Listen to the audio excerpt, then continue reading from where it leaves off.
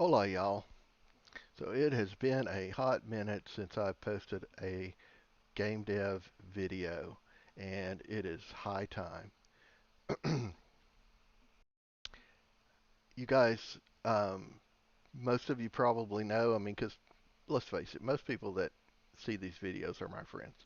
And so most of you know that I like builders, I like RTS, these are my favorite kinds of games. Uh, since I've been working with Unity, I've played around with our third-person shooter, first-person shooter, just different things, doing tutorials, trying stuff out. Been a lot of fun. Totally enjoyed it. I do kind of keep coming back to the Builder RTS thing because that's what I play the most of. And so I have what you see here is an environment where I'll go do some tutorials, I'll learn some new stuff, I'll get something working in another environment.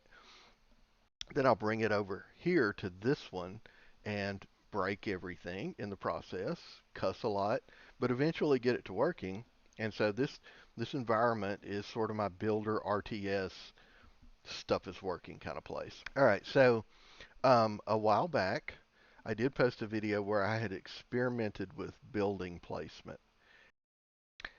It I didn't love it because you see how this building sits the like the terrain is uneven and it's fitting itself into the terrain so that there's not like any gaps. When I was doing it before, like if you had a hill, like say here's your hill, you put the building on it, the building would stick out. And that's not what I wanted. What I wanted was for it to sink in, so there's no like gap under the building. And so that's what we've got. Yeah, I know this is not a building. This is not about being pretty. This is about functionality. And so what you can see is I click the build small house button and boom, I can build a small house. I have a long house here too. Again, not buildings, they're just boxes, but they get the point done. They address the functional issues that I was trying to get with building placement. So I've got buildings placed. You'll notice also it's starting to get dark out because I've got a day-night cycle. However, I'm not sure that everything is quite done properly because we've still got blue sky up here. Day-night cycle might need some work. So, giant post here so that I can see it from anywhere in this environment is my spawn point. And if I click on spawn a human and then select the little booger and click a spot on the map, he will walk to that spot on the map, animated and everything. I'm going to do a dwarf. I didn't make these models, by the way. I'm not an artist, I'm a programmer. So these came from the asset store. But I got an elf, a dwarf, a human, um, and they've got their walk animation, they got their breathing animation. I make more of them. Do three little dwarfs. Is that a?